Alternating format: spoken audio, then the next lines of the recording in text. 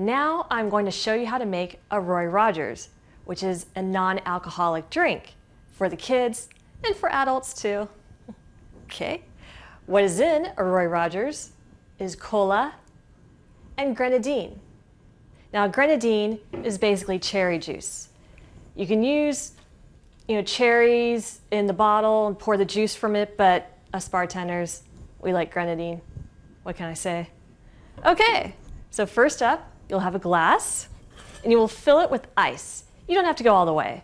I'll probably go about halfway. Oops. I have some big chunks of ice in here. Okay, that looks good. Next up, I will pour the cola.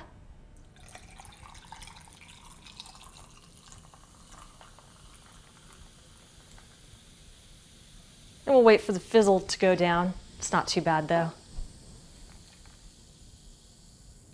And finally, I will pour the grenadine. Now I like it a very cherry flavor, so I'm gonna pour a lot. And